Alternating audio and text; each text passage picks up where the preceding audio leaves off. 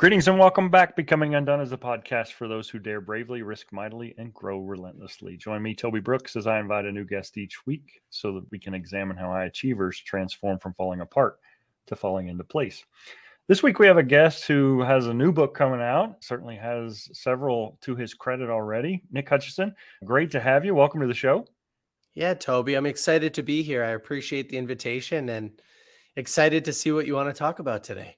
Yeah. So your book, Rise of the Reader, Strategies for Mastering Your Reading Habits and Applying What You Learn, launches November 1st. So we'll get into that. But most of my guests, I always start off with a little bit of a softball. What'd you want to be growing up and why? When I was young, I was fascinated with sports. In fact, growing up, I was not much of the academic, which people would assume, especially if they see the video version of this podcast. I've got like 1,000 books behind me. I was more of the athlete. And so I loved playing basketball.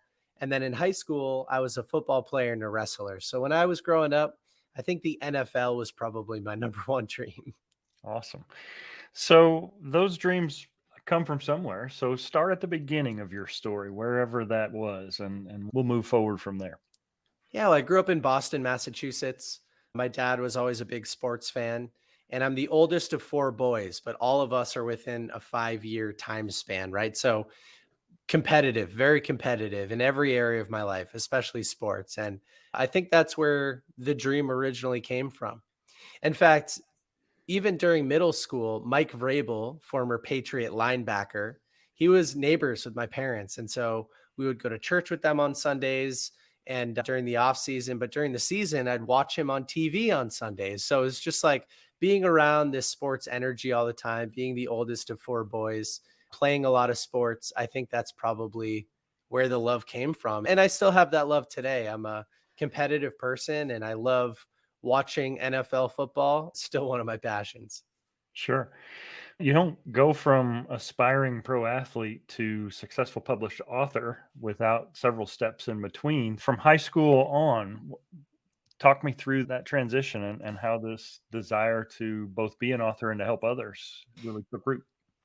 Yeah, I did decide to go to college and get a degree in marketing. And going into my senior year of college, I took an internship at a local software company. It was a sales internship. And very early into that experience, my boss at the time, Kyle, we were talking about my commute. It was an hour each way. And he said, "Hey, Nick, listening to the same song for the 1000th time isn't going to get you closer to where you want to be in life. It's cool, it's good music, but try listening to some business podcasts. Try listening to what made people successful. Shows just like this, where a host would interview a guest and the guest would talk about what they did to become successful." And so I took him up on that and I started listening to these shows. And what I realized was that so many of the people that I wanted to be like, they were giving at least some credit for their success to the books that they were reading. And so I think I just had a moment, which I can articulate better than what I probably could back then. But I probably had this moment where I realized that if I was deliberately choosing not to read these books, then I was deliberately choosing to live under my potential. And as a competitive guy, of course, I jumped right into that. And I said, let me go pick up some of these books that I keep hearing about on these podcasts, dive into them and see what it's all about. So that didn't happen until I was about 20 years old. And I have not looked back ever since. That's great wisdom. I've frequently looked back at my own growth plan, and it's real easy to get caught up in the resentment or the regret of not starting sooner. Mhm. But there's really no replacement for starting today. I can't make up for what I haven't done yesterday, but I sure as heck can protect myself against tomorrow. And that starts with good books. So we talked a little bit off camera before the show started. You mentioned a quote, and I'd love for you to share that. But one of the focuses of this show is how great things can come from what appear to be bad things, and how the end of a chapter doesn't necessarily mean the end of a story, how we can go from falling apart to falling into place. Mhm. So, talk me through the role that failure and circumstances not to your maybe the way you would have scripted them have shaped you and helped form you on your journey from young upstart in Boston to successful author. Yeah, there are many different points along my journey that we could probably dive into and explore. I'll mention two briefly, and then maybe you could pick one that we could do a little bit of a deeper dive into. So I started reading these books really because I did feel there was a gap between where I was and where I wanted to be. I started listening to these podcasts for the same reason. Like when Kyle introduced me to the concept, it was like, oh, maybe that could fix some of these broken things in my life. And some broken things in my life at the time, I had a big ego, which I think came from sports originally and my desire for competition. And it would represent itself at the expense of other people. I wasn't really a lot of fun to be around back then, late teens, early 20s, big head. But on the other side of the spectrum, I had all of these insecurities. So it was a really confusing place to be. I was insecure about how I looked, how I spoke, how I interacted with people, just almost everything in my life. I was way too aware of what everybody else was thinking or what I thought they were thinking. And so as I started to read these books, I started to solve a lot of those problems. I read about ego and narcissism. I read about insecurity and how to overcome fear and develop confidence. And so these books helped me overcome a lot of personal pain and discomfort. And so when I mentioned the quote before, I said, your purpose comes from your pain. Everything that I do today, from my company, BookThinkers, that helps authors promote and market their books, to my book, Rise of the Reader, to our social media presence, which provides new book recommendations every day, I'm trying to go help that younger version of myself overcome the pain and difficulties that he was experiencing by connecting him to the right books. And just by constantly telling everybody out there who's experiencing pain on a daily basis that there is a good book that can help you overcome that problem that you're facing. And to add even a little bit more fuel to that fire, to anybody in today's audience that's not much of a reader, I read recently in a book that if you're experiencing something painful on a daily basis, if you go out over the next 30 years, you'll experience that pain 11,000 times. So the 365, Yeah. right, times 30. And so spend the $20 for the book and a few hours of your time to read and implement the book and solve the problem, right? That's what I did with those early books. And that's what I'm trying to help people do with my community. So that's one example. My business today, we have 10 people on my team. We support hundreds of authors a year. But when it first started, it was a completely different model. I wanted to build a mobile application that could help readers retain and implement more from books. And as a young, blissfully ignorant 20 something want to be entrepreneur, my team and I invested tens of thousands of dollars of our hard earned money, which was essentially everything we had, into building this mobile application, outsourcing the development. And it crashed and burned. It totally failed. It never came out. It never came to fruition.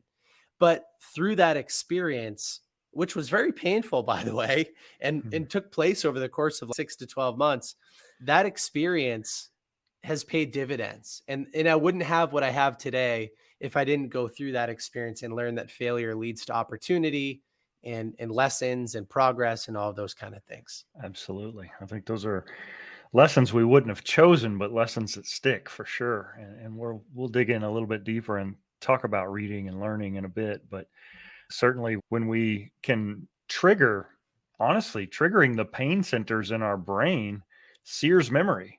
There are seminal events in our lives, and this is proven by neuroscience, how if we experience an interaction, if it gets heated and our boss doesn't have the emotional intelligence and they unload on us, and that amygdala fires up in our brain and we get an emotional response instead of a reasoned response, that sears that memory.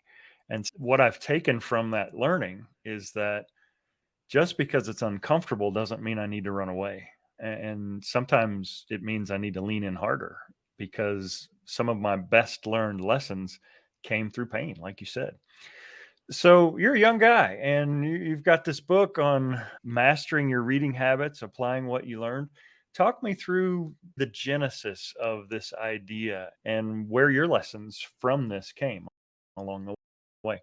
As I started to build my community online, mostly on Instagram, where I'm sharing book recommendations on a daily basis.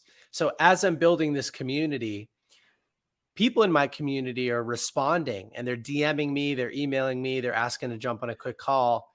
And they were all saying the same thing. Nick, We appreciate the recommendations. In fact, some of these books might even solve some of the problems I'm dealing with. But how the heck do I take information and translate it into results? So many people read these books, they get all excited, they take a bunch of notes, and then nothing happens. And so that's a problem that I identified in my community.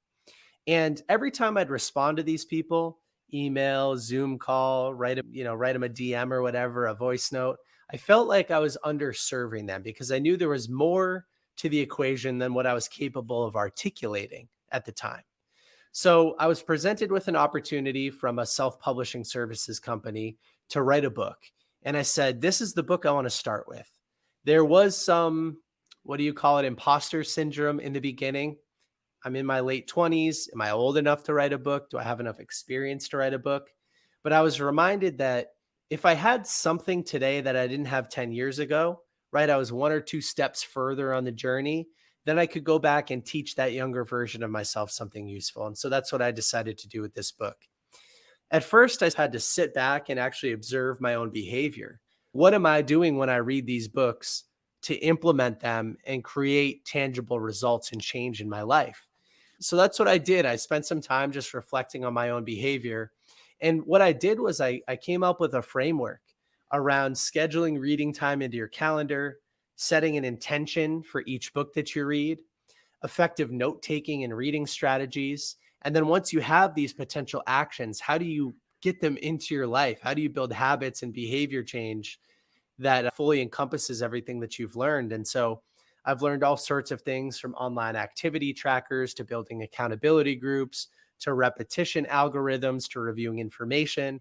And I just decided to pack all of that into a book so that if there is a young, motivated professional who wants to close the gap between where they are and where they want to be, and they're already started to read these books or listen to these podcasts or download these courses, that they could have better tools to take better action. And so that's Mhm. what the book's all about for me. That's great. I had a conversation just this morning with a distraught grad student. I'm a professor by day, and grad school is a different animal than undergrad. And undergrad, for that matter, is different from high school. And this individual was really struggling. They had a rough summer, but made it through.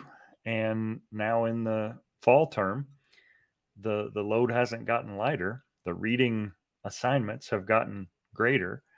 And they felt, I don't know why I even try to read the homework. I don't feel like I walk away having learned anything. It feels like a waste of time. And in that moment, I asked about strategies. And a lot of times we default into behaviors like, what does studying mean? For a lot of students, it means I'm going to sit down and read for 2 hours. And 15 minutes in, I don't know, I have times where the eyes get droopy and the vision gets blurry, and I've got to keep studying. At that point, I've recognized within myself that's a waste. I've got to get up, I got to move around. What would you say are maybe two or three of the biggest hacks you've discovered? You alluded to some of them, but for a young grad student who's struggling to be successful on exams, what are some tips we can whet their appetite with that's going to entice them to buy the book? Sure, it's a great question. And I appreciate this question because most of the time when I'm asked about it, it's not through the lens of a grad student who's struggling to study effectively. So we'll see what I come up with. I think number one, when you mention eyes get blurry, droopy, things start to fade out a little bit, that's typically because somebody is reading and studying when they have the lowest amount of energy. It's after an entire day of working, they're spent. And so naturally, their willpower is low, their energy is low, and they're ready to go to bed. Yet they're forcing themselves to stay up and study. So, what I like to do is think about your day. When do you have the most energy? If reading and studying this information is important to you, read when you have the most energy. So for me, I follow the same morning routine every day. I wake up, I go for a walk with my dog, I come back, I meditate, I go to the gym. And then when I get back from the gym, I have some caffeine and I read. That's when I'm at my highest energy because the exercise endorphins are pumping. I've just had some caffeine, which is a cognitive enhancer for some people. And I have a little bit of space and time and desire to read when my energy is at its peak because it's one of the most important things that I do every single day. So I think that's variable number one. Are you reading with a mindset that's going to support you or detract from the actual information that you're That's studying? good. I've heard it said this way too. Even the best cup of coffee in the world will taste bitter if you're in a bitter mood. And Mm, so you have to be in the best place possible to get the most out of the information. mhm, Another one that I'll throw out there, which is a little bit different, is that reading and note taking are two completely separate activities. And we're taught that we shouldn't multitask, yet so many of us are trying to read and take notes at the same time. So, what I like to do is set an intention for each book that I'm reading or a book that I'm studying. What are you trying to get out of it? What is the most useful information that you're about to learn? And then read without stopping. Don't stop and take notes and reflect on everything. Make little annotations within the book to come back and look at these later when you're going to take notes and actually reflect on the information, but read all the way through. And so if you're getting a little bit tired while you're reading or you're starting to daydream, it's probably because you're not reading fast enough. mm, There's a great example in the book Limitless by Jim Quick. He says, let's mm. say you're driving through a neighborhood and you're going really slow. If you're just going slow, you can check out some of the houses, the mailboxes, the cars in the driveway. You can notice things other than the road in front of you. But let's say you are speeding really fast. Your eyes are glued to the road. You're going to focus on the road in front of you. And that's what happens when we're reading. If we're not using our brain's full capacity, then it has the capacity to wander off and focus on other things. But if we read faster and we stop trying to take notes in the middle and task switch back and forth, then we can stay in the book. And actually, Wow, studies show that increases retention too, which is pretty funny to think about. that's phenomenal. I hadn't heard that. I will definitely have to do some reading up on that. Great tip. I think for a lot of my students, the notion that they're reading too slow is going to be quite a surprise. So that's two. You got one more? Yeah, absolutely. So when I'm done with my notes, not every takeaway from a book or from a textbook is created equal, right? Some of them are more important. They're more foundational, their principles, their values, their core pieces of understanding. And some of the other stuff is ancillary information. So toss those out the window.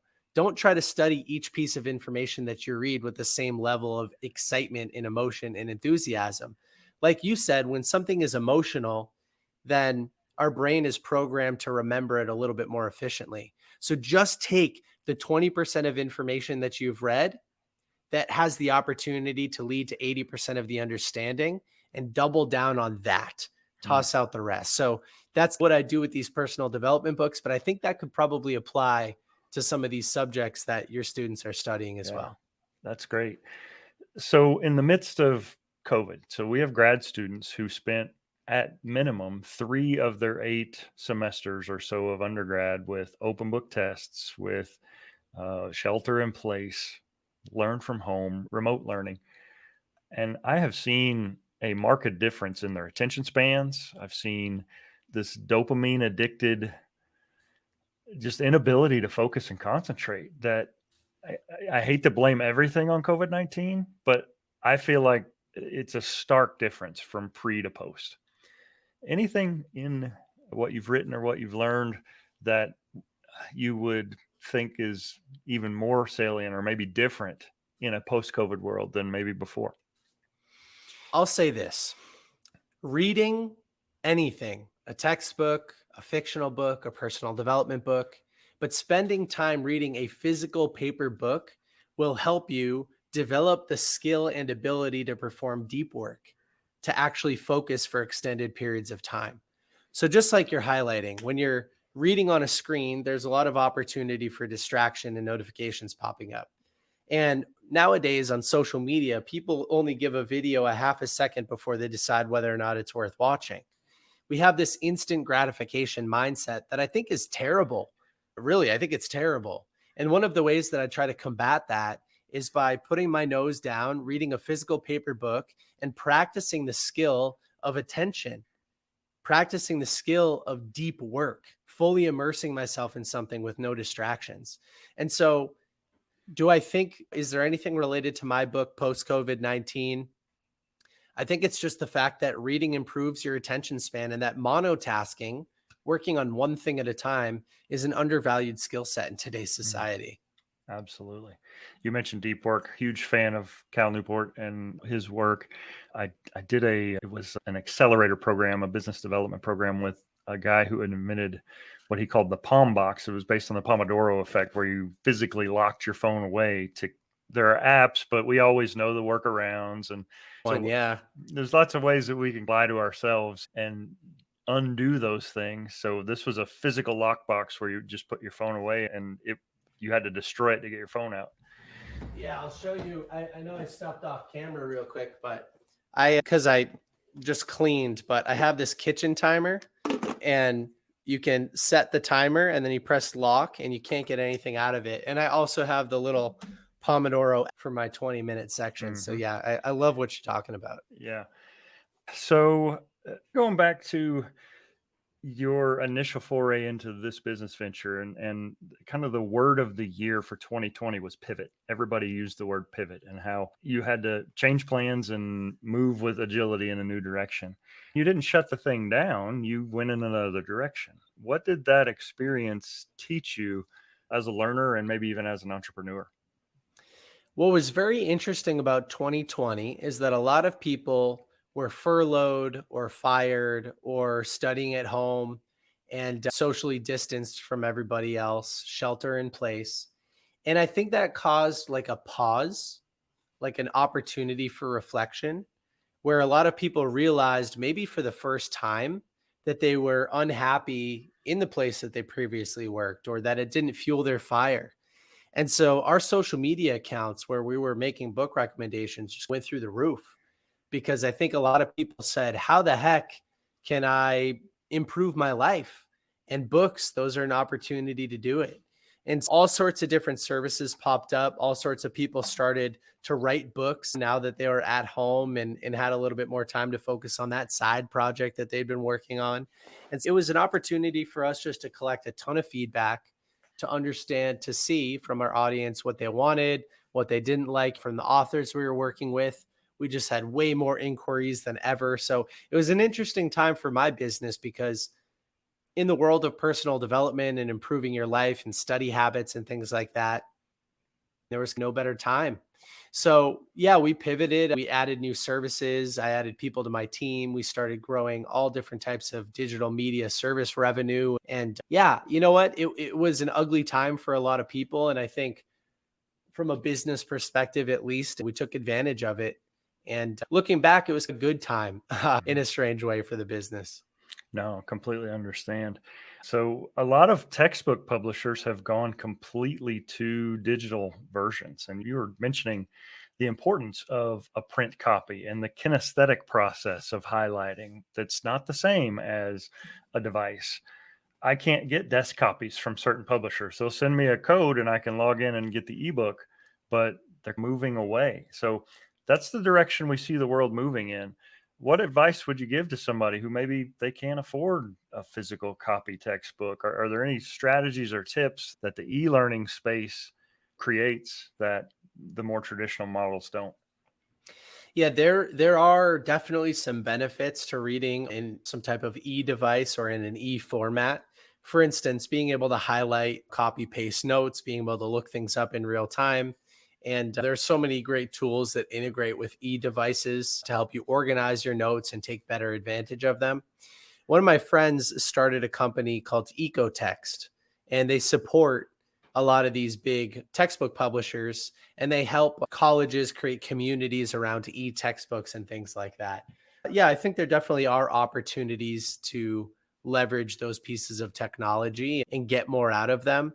I don't have a ton of experience with e-textbooks or anything like that, but I think naturally just for me, I would actually defend the paper by saying being forced to rewrite your notes is an act of repetition, and repetition leads to retention. Copy and paste is not an act of repetition, right? Mhm. It's an automated set. So be a little bit more deliberate. Maybe find a yellow legal pad and rewrite your notes and stuff like that could probably be one of my recommendations. And I understand it though, right? Because somebody creates a textbook once, there's no cost to delivering it if it's an e-copy, but the publishers, they have to order a ton of these physical paper books. Textbooks cost an absolute fortune to print.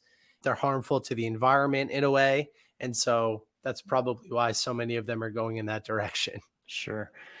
I'm a nerdy college professor. So as I read a chapter, I'll prepare a PowerPoint as though I'm going to lecture with it, whether I do or not. But to your point, the kinesthetic process of building that out, I'm not just copy and pasting, I'm going through.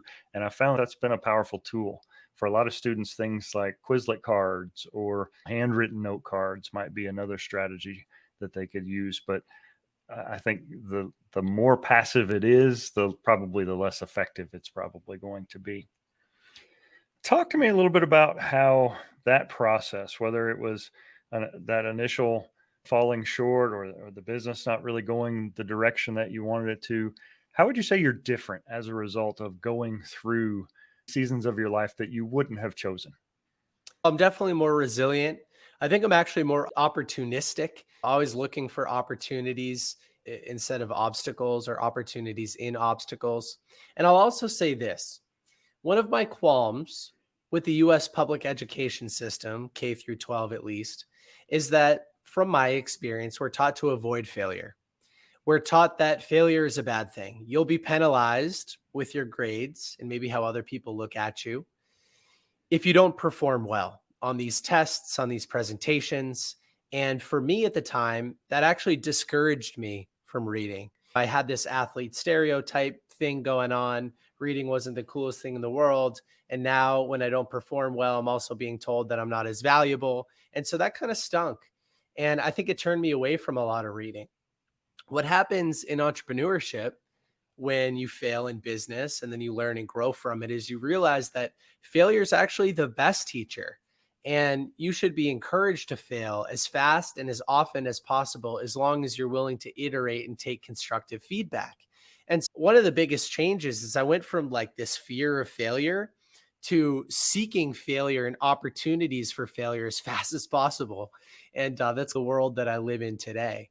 So, yeah, I'm more opportunistic. I take advantage of obstacles, but I'm also more optimistic. I'm always looking for the best in each one of these opportunities rather than creating this false version of the future where I'm going to get in trouble and be made fun of and laughed at and things like that. No, I run at those things now. Yeah, that's great.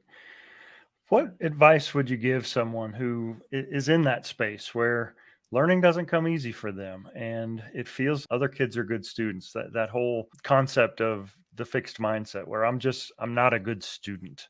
What advice would you give a learner in that circumstance? Yeah, maybe read Carol Dweck's book on fixed versus growth mindsets. I'd say this: the brain is malleable and it will change slowly over time if you feed it positive information and you consistently work on yourself. Sometimes they say comparison is the thief of joy, right? Comparing yourself to other students. But I think that comparison can actually create joy when you compare yourself to where you were a few years ago.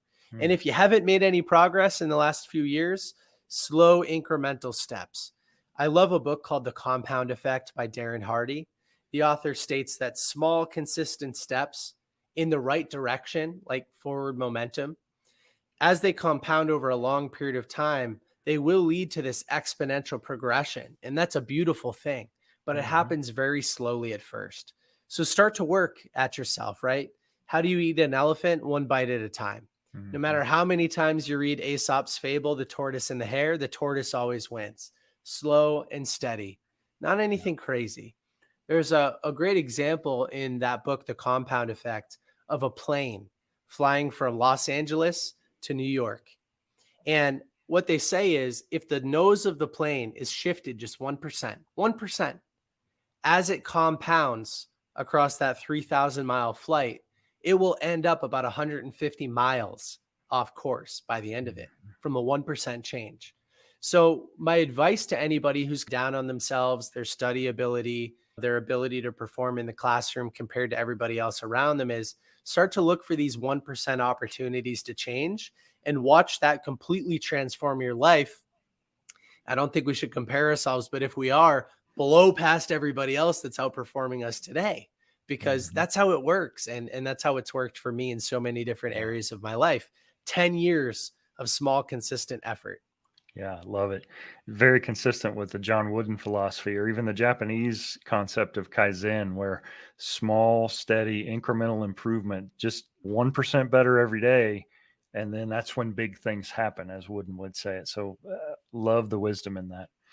All right, let's talk a little bit about the book. Who's it for? Where did the idea come from? You've alluded to bits and pieces of that, but tell us about Rise of the Reader. Yeah, so like I mentioned, people in my community have been asking me, "Hey Nick, I appreciate you putting out all these book recommendations, but how the heck do I take action on what I'm reading, on what I'm learning? I know you're doing it. What are you doing?" And so I'd answer these people, but I always felt like I was underserving them. And so I decided to write the book on it, on taking better action from the personal development books that we're reading. And when I say personal development, a book that can be read and implemented to improve your life. So that includes a lot of philosophy, psychology, a lot of business, right? So sales, marketing, communication, negotiation, entrepreneurship. It includes health, right? So nutrition and mindset and all sorts of things, happiness. I focus a lot on gratitude and mindfulness and meditation and journaling and all these things. And so when we read books about these subjects, we've named a couple of them here. How do we take what we're learning and actually implement it into our life? That's exactly what my book is going to teach people. And so when I first started writing it, I didn't even know what the heck I was doing, but I took that time, like I said, from a third party perspective to observe my own behavior and write down all of these strategies and frameworks for getting more out of these books. Here I am, I'm 29 years old, but I feel like if you include the books behind me, I'm thousands of years old because these Right. books condense decades of lived experience, biographies, Mhm. memoirs, so many of these great personal development books, they condense decades of information and lived experience into days of reading. And Yeah. so whenever I go to make a decision in my life, if I'm unsure of what to do, I can filter that decision through the mind or the frameworks of so many of the successful people behind me, not just from a financial perspective, but from health and happiness and relationships and business and everything in between. Like we don't have to go at it alone. The best mentors in the world are written about or they've written books. And I just think that's Mhm. so cool. And so my book helps you get more out of those books so that Yeah. there's not an opportunity cost to each one that you read. Yeah, I love it. It's like an operator's manual for learning. Yes. So, where can listeners find the book? Yeah, on Amazon, Barnes and Noble, Books a Million, a bunch of online retailers. And if you want to find the link directly, you can go to bookthinkers.com. That's our business website. Or check us out, Book Thinkers on Instagram. That's our reading community. So if you want to also get any personalized recommendations for me or anything, you could check us out on Instagram. That's our biggest platform. That's awesome. My personal plea as a self-published author several times over early in the process, man, Amazon takes a huge cut. So if you have a friend who's publishing a book and they're selling it on their website, do them a favor, pay full price, don't ask for a discount.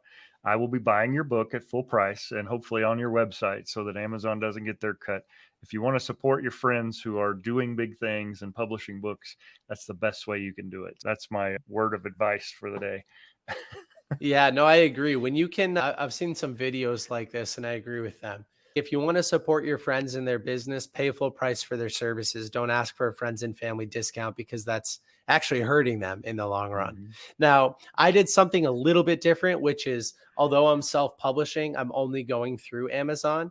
I'm not pre ordering copies and then selling them on my own site. And that's because most of the authors that I work with professionally, they are self-published and that's how they do business. Mhm. And so I want to take advantage of the Amazon algorithm and kind of Yep. focus everything that I can through their platform because they'll end up, if you can get enough momentum, they'll end up supporting you as a preferred author on their platform. And that's my goal for this one. That's good. That's something for me to aspire to with the next one. Nick, it's been fantastic. I appreciate you dropping in. Look forward to the book. I have two last questions. This one's kind of an oddball. I love music and the emotion that it can convey. If we were to watch a montage of your life, what song would you want playing in the background and why? That's a great question. The Scientist by Coldplay. It's that song is slow, it's deep, it's like an anthem a little bit. It would cause a lot of reflection. And so I think if I was watching a montage of my life, I'd want people to slow down, be in the present moment, and think about what they're watching. And I actually listen to a lot of rap and hip hop and things like that, but I think I'd like to slow it down and maybe go with some Coldplay or like some Maroon 5 or something like that. That's great. Love it. I put together a Spotify playlist of all my guests so that people can listen Oh, to that's cool. what the guests do to become undone. This is officially the last question. You've accomplished a lot. Nick, what's left undone for you? When I think about the future, I don't really envision a future that's very different from the one I have today. More of the same as far as business and professional stuff goes. But I would like to build a big family. So I just got married earlier this year in May. What's left undone for me? Children. And then one day, way in the future, grandchildren. Yeah. I love my family, what my parents have built for us, and I'd like to replicate some version of that in my own life. And so that journey will start for us sometime soon, I hope. And I think that's what's left undone for me right now. That's awesome. Congratulations on your marriage for sure. Thank you. All right, last little request here. I'll splice this in. Just state your name and say I'm Nick Hutchison and I am undone. I'm Nick Hutchison, and I am undone. Awesome. I'm gonna stop the recording there. Cool.